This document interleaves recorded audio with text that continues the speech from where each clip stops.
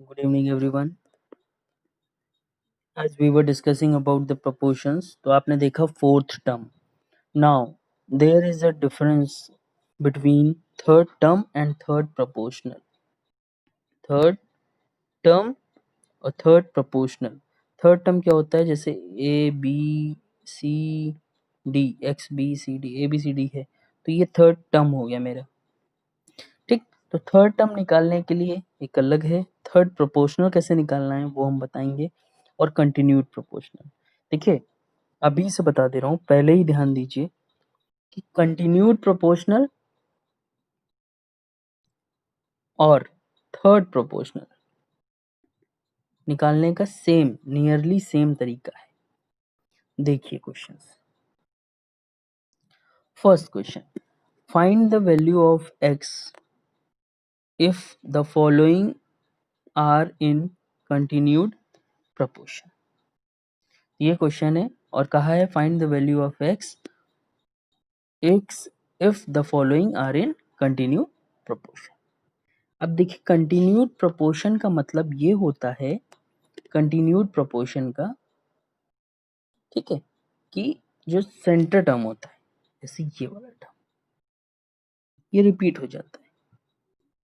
जब बात ऐसे करे तो याद रखना, ये सबसे बड़ी चीज, कंटिन्यूड प्रोपोर्शन में ये रिपीट हो जाएगा. राइट. अब क्या करना है मुझे? पहले लिखना है 9, पहले लिख लो 18, फिर से 18 और फिर x.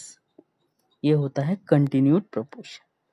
अब आपको पता है, सबसे पहले मुझे रेशियो और फिर मुझे डालना है प्रोपोर्शन और फिर लास्ट बीच में 2 रेशियो. ठीक है. अब हमें क्या करना है? हमने इतना काम कर लिया. अब हमें क्या करना है? हमें करना है क्या? Product of extreme is equals to product of mean. अब हमको पता है कि प्रोडक्ट ऑफ एक्सट्रीम, एक्सट्रीम मतलब किनारे, एक्सट्रीम प्रोडक्ट, इन दोनों का प्रोडक्ट किसके इक्वल करना है? मीन के इक्वल करना है, वो भी प्रोडक्ट. मतलब 9 multiplied by x is equals to product of mean हो गया. देखिए, सॉरी, प्रोडक्ट ऑफ एक्सट्रीम हो गया, is equals to product of mean. Mean में कौन आ रहे हैं? ये दो, मतलब 18 इंटू 18. आई बात समझ में? प्रोडक्ट ऑफ मीन हो गया ये बात. Product of extreme is equals to product of mean. अब हमें x निकालना है, तो x यहाँ रखा भाई, 18 ऑलरेडी प्रेजेंट है. 9 यहाँ से इधर आएगा तो क्या हो जाएगा? डिवाइड. 9 टू ज़ा 18, तो 18 टू ज़ा 36. x की वैल्यू मेरी क्या आ गई? 36. समझे इस बात को? ये है आपका mean proportion, continued proportion, x की वैल्यू निकालने के लिए. अच्छा, आप बात कर लेते हैं यहीं पे थर्ड प्रोपोर्शन. ठीक है. मान लेते हैं, just take an example, if it is given 9 and 12 और कहा कि इसका थर्ड प्रोपोर्शनल बताइए.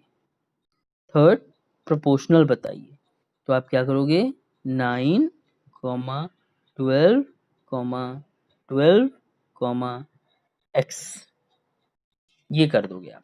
वही चीज है, देखिए, कंटिन्यूड में आपको x दिया हुआ था, इसमें नहीं दिया हुआ है, और थर्ड प्रोपोर्शनल आपसे कह रहा है बताने के लिए. ठीक. फिर आप वही करोगे, रेशियो लगाओगे, 9, 12 proportion, 12 ratio x. Product of extreme मतलब 9 into X, product of mean 12 into 12. x is equals to 12 into 12 upon 9. Solve कर लीजिए. 3 3 ज़ा 9, 3 4 ज़ा 12, 3 4 ज़ा 12, कितना आ गया आंसर? 60. क्लियर? Third proportional. ठीक है. Now, one more topic is there, mean proportion. Mean proportion. अब मीन प्रोपोर्शन क्या? मीन प्रोपोर्शन, मान लीजिए क्वेश्चन दिया हुआ है 16 and 20 and what we have to find? We have to find the mean proportion. ठीक, ठीक है, 16 एंड 25 दिया हुआ है, मीन प्रोपोर्शन मुझे निकालना है। अब देखिए इसमें क्या होता है, मीन का मतलब क्या होता है? In between. मीन का मतलब होता है इन बिटवीन। ठीक, क्वेश्चन क्या था मेरे पास? 16 एंड 25। अब आप क्या करेंगे, इसके बीच में मीन रखेंगे 16 कॉमा, भाई ऑब्वियस सी बात है मुझे 2 मीन रखने पड़ेंगे, तभी तो देखिए 4 टर्म बन पाएंगे, हम प्रोपोर्शन ला पाएंगे। मीन बीच में जो भी रहेगा वो रिपीट हो जाएगा। ठीक है, कर दीजिए। इतनी ये काम करना है आपको, किसमें? मीन में। ये काम आपको किसमें करना है? मीन में। अब देखिए क्या करना है, product of extreme. Product of extreme तो मतलब 16 into 25 is equals to product of mean.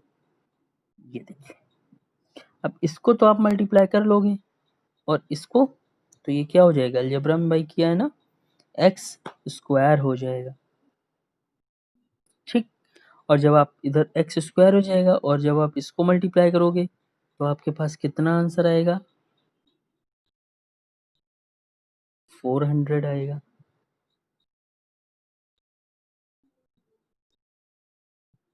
ठीक, और जब आप यहाँ से x की वैल्यू निकालनी है ना मुझे, तो हमें स्क्वायर हटाना पड़ेगा, और जब स्क्वायर हटाओगे तो दूसरी तरफ क्या लगता है, ये लर्न कर लेना, दूसरी तरफ लगता है रूट, और जब 400 का रूट निकालेंगे तो आंसर आएगा 20।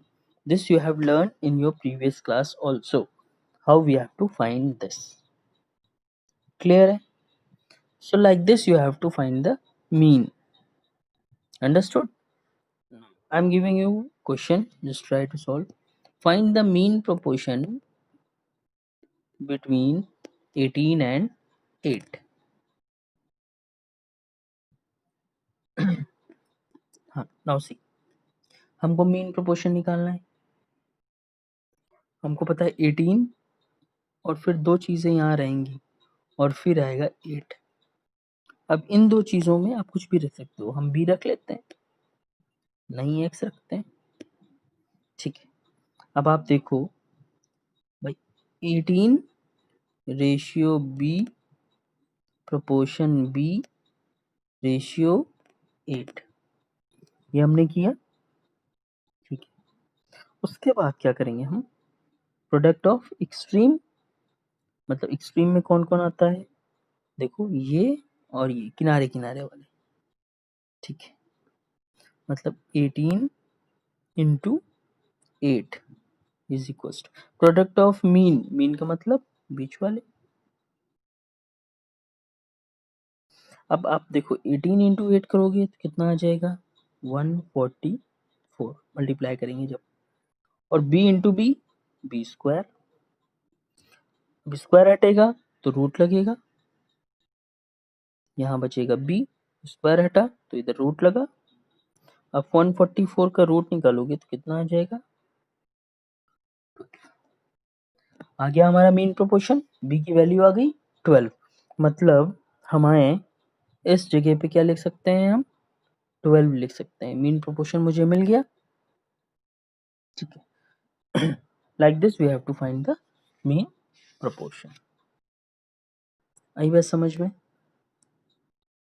ठीक है, कंटिन्यूड प्रोपोर्शन भी आप समझ गए थे, आपको बीच वाली वैल्यूज को 2 बार लिखना है। ठीक, थर्ड प्रोपोर्शन में भी आपको क्या करना था, जो लास्ट वाली वैल्यू है, दो वैल्यूज दी हैं जैसे 18 एंड 8 और कहा थर्ड प्रोपोर्शन निकालिए, तो 8 को आपको रिपीट करना होगा, 8 को आपको रिपीट करना होगा। आई बात समझ में? समझ गए आप? ठीक है, एक क्वेश्चन और ले लेते हैं हम। x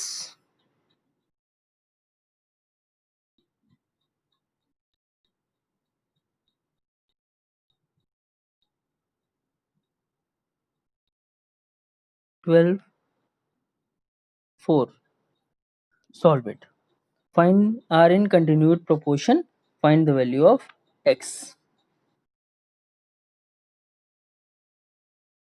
Find the value of X.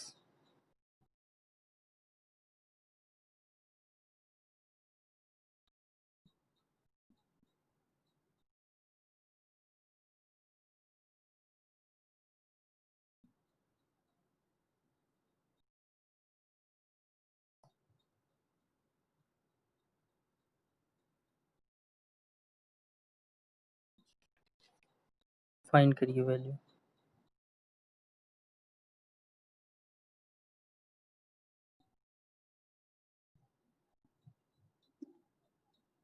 देखिए क्या करना होगा, हमें 12 रिपीट करना होगा, तो ये हो जाएगा x into 4 is equals to 12 into 12। x यहीं रहेगा, तो भाई 12 इंटू 12 डिवाइडेड बाई 4, 4 3 ज़ा 12, 12 3 ज़ा 36। x की वैल्यू आ गई। Okay, so practice all the questions related to it. Thank you.